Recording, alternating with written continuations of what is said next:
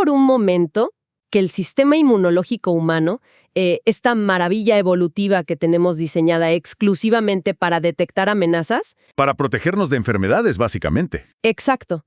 Imaginen que de repente sufre un fallo masivo de programación. ¡Wow! Un cortocircuito total. Sí, literal.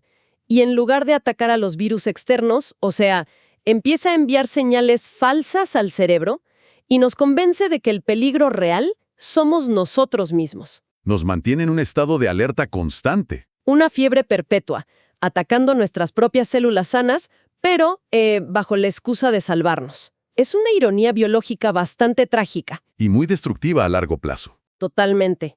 Y bueno, esa misma tragedia, ese mismo secuestro de nuestras defensas, es exactamente lo que ocurre a nivel social cuando el poder político decide utilizar nuestra emoción más primaria como arma. Así que bienvenidos a una nueva exploración profunda aquí en el programa Mente y Aprendizaje. Y fíjate que es una analogía perfecta para entrar en materia. Lo que resulta genuinamente fascinante y a la vez muy perturbador es observar cómo el Estado hace exactamente eso. Se convierte en el virus, digamos. O sea, una entidad cuya justificación filosófica desde el principio es garantizar la seguridad, proteger a los ciudadanos, termina pervirtiendo esa función. En lugar de ser el escudo, se transforma en la principal fuente de la amenaza. Y no es un accidente. Para nada.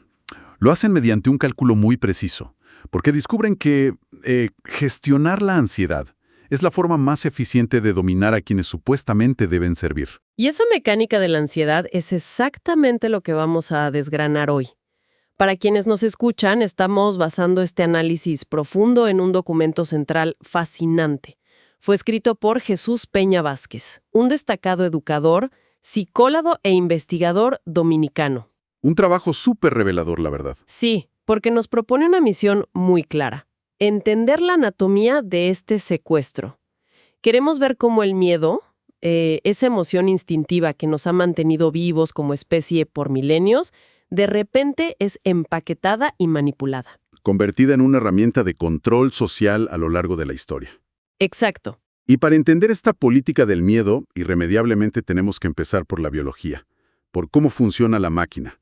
Y aquí es donde la investigación de Peña Vázquez destaca muchísimo, porque nos lleva directo al cerebro.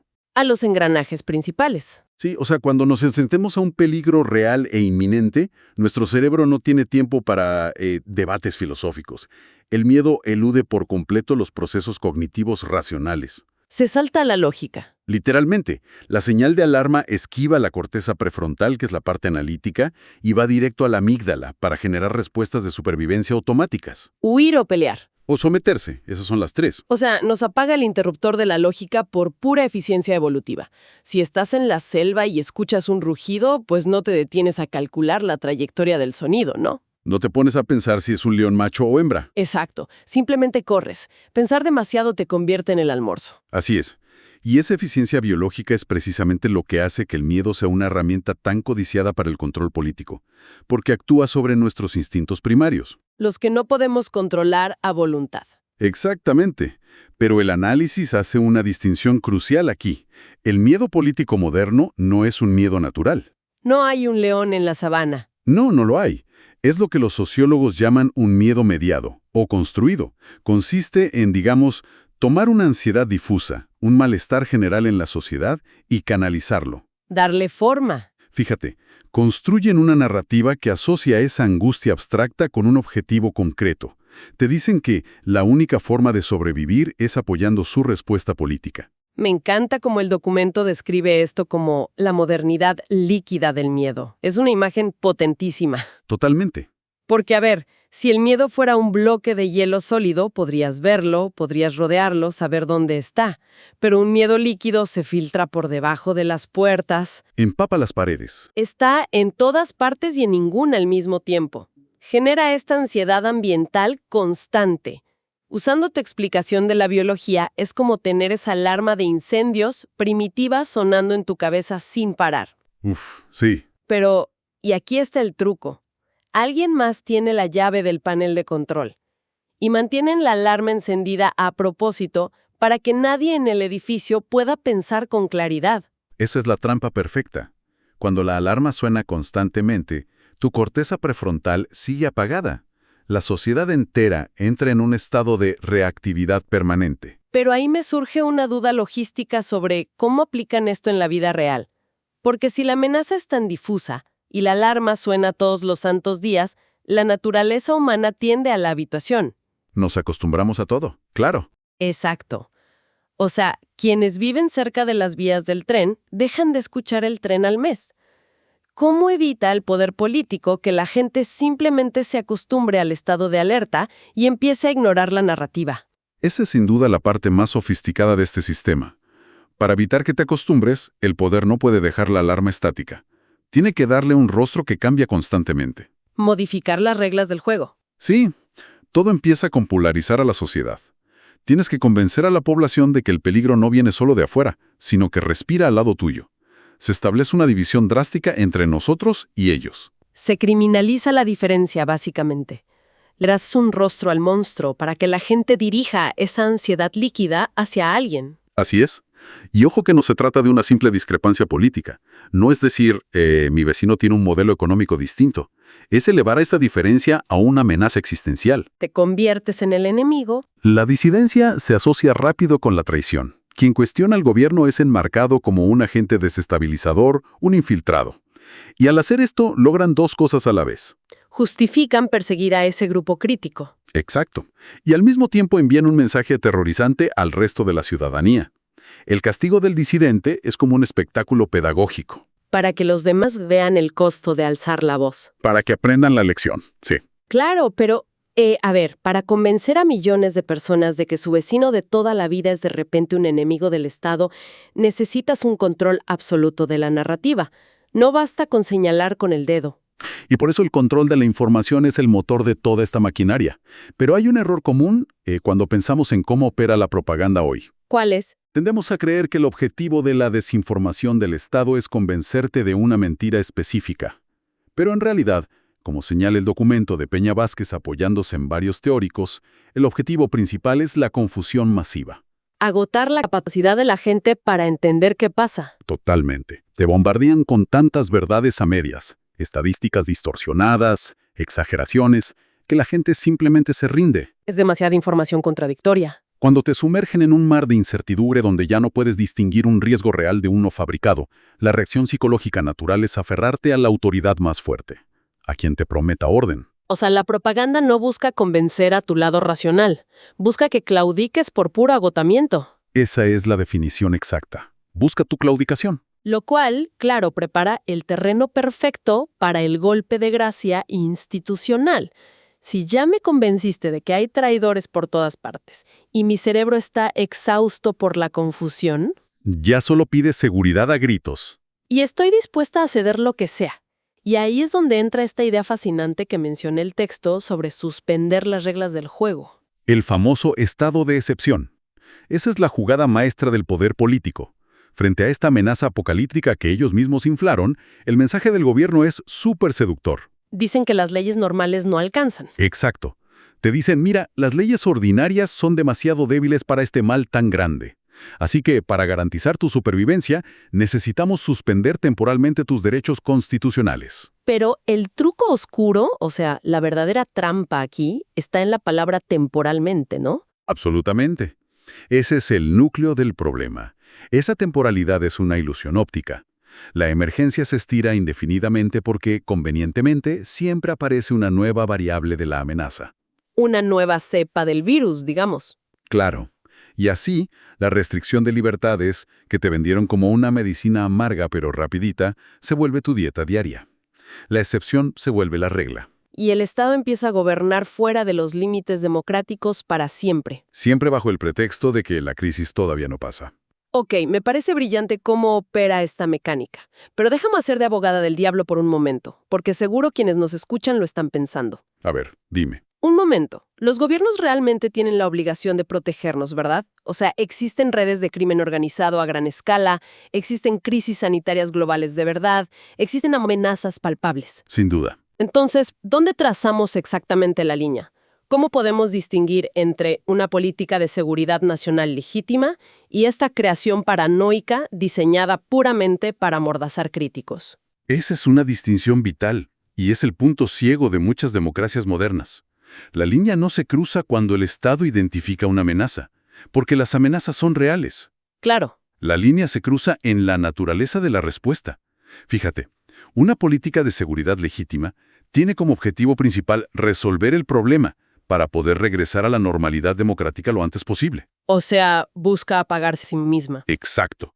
Sus medidas son proporcionales y están sujetas a revisión, al Parlamento, a los jueces. Tienen fecha de caducidad. El control mediante el miedo hace lo contrario. Cultiva y gestiona el problema para asegurarse de que esa normalidad democrática nunca regrese. ¡Wow! Un Estado de buena fe busca calmar a la población resolviendo las cosas. Un Estado que usa el miedo busca exacerbar el pánico para evadir cualquier control y exigir cheques en blanco. Te mantienen en ascuas. La seguridad legítima persigue tu tranquilidad.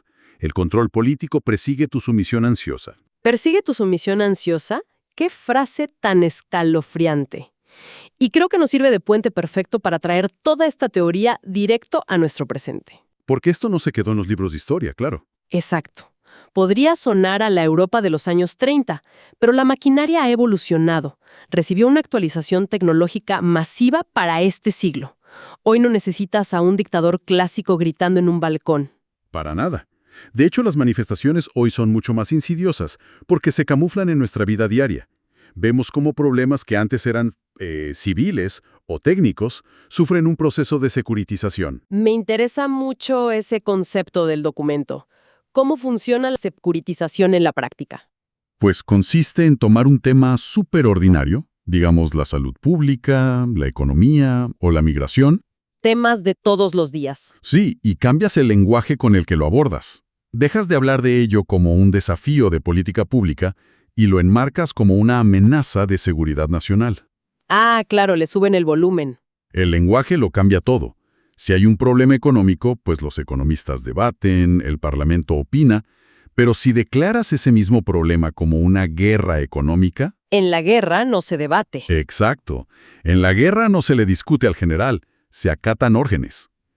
Este cambio de marco permite saltarse el escrutinio público de forma legal. Y si a eso le sumamos la tecnología que usamos a diario, el nivel de control es omnisciente.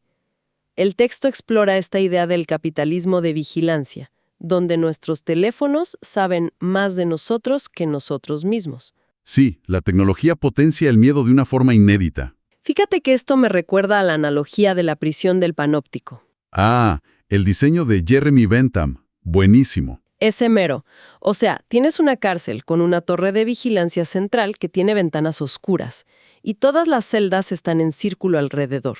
Y los prisioneros nunca pueden ver hacia adentro de la torre. Exactamente. Nunca saben si el guardia los está mirando en ese momento o no.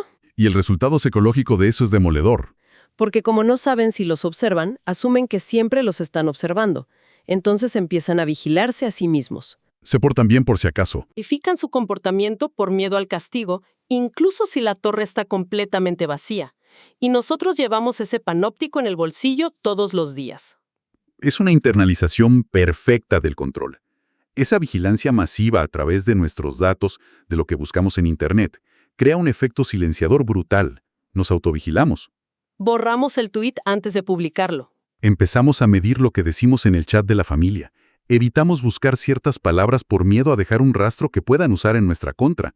El Estado no necesita poner un policía en cada esquina si tú eres tu propio policía. Pero la tecnología hace algo todavía más perverso. Modifica cómo nos vemos entre nosotros, porque la polarización en la que vivimos inmersos no es un accidente. Es un modelo de negocio. Y una herramienta política, claro. Los algoritmos recompensan la indignación, nos encierran en burbujas donde el que piensa distinto ya no es un ciudadano con ideas equivocadas con el que puedes hablar. Se convierte en una caricatura. En un enemigo absoluto que viene a destruir tu modo de vida. Y cuando llegamos a ese nivel de pánico moral, ocurre algo trágico. Tercerizamos la opresión.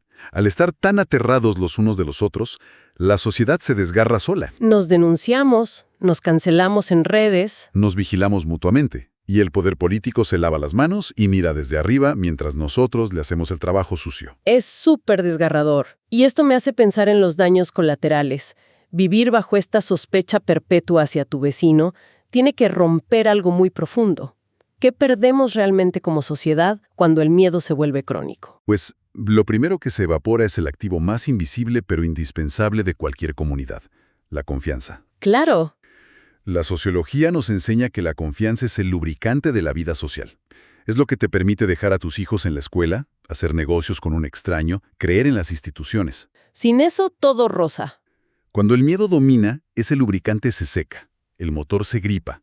Pasamos de ser una comunidad a ser individuos aislados, hipervigilantes y profundamente vulnerables. Y cuando no hay confianza, la reacción natural es paralizarse.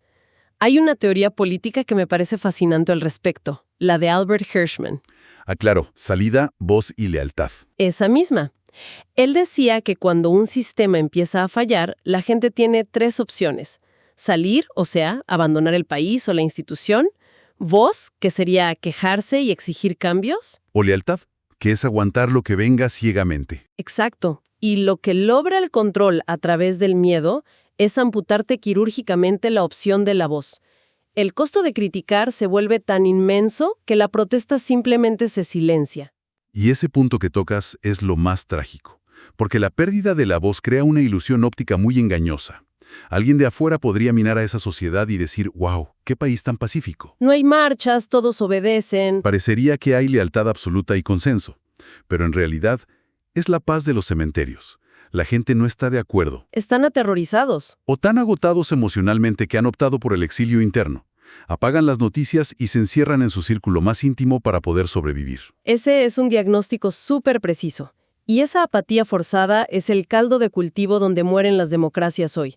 Ya no caen porque un tanque derriba la puerta del Palacio de Gobierno. Mueren por un desgaste institucional silencioso. Ante una ciudadanía que está aterrada y desconfiaba, los contrapesos democráticos se van desmantelando paso a paso.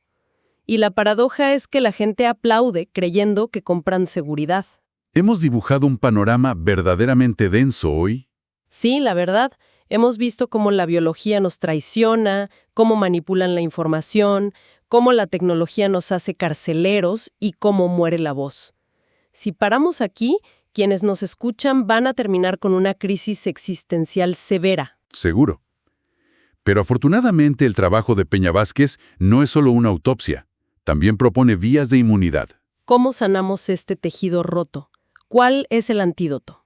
La resistencia es posible, pero requiere un esfuerzo consciente. El primer paso es reconocer que el objetivo del miedo mediado es aislarnos.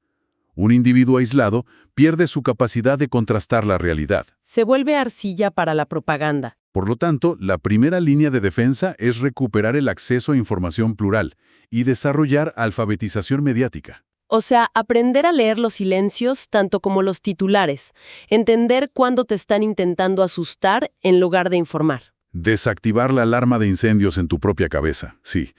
Pero el segundo pilar es el más importante. Es la construcción de lo que Peña Vázquez llama solidaridades alternativas. ¿Y eso cómo se ve en la práctica? Son redes de apoyo que existen fuera de la lógica del Estado. Asociaciones de vecinos, clubes culturales, cooperativas, espacios físicos donde la gente pueda verse a la cara, reconocerse como iguales. Procesar sus miedos sin una pantalla de por medio. Exacto, sin el discurso oficial dictando quién es el enemigo. Pero, a ver, aquí la teoría choca un poco con la realidad. Y me asalta una duda grande. Si acabamos de establecer que el miedo destruyó la confianza, Sí. ¿por dónde diablos empiezas a construir una red de solidaridad? Si vivo en un entorno donde desconfío de mi propio vecino porque el algoritmo me dijo que es peligroso, ¿cómo doy ese primer paso?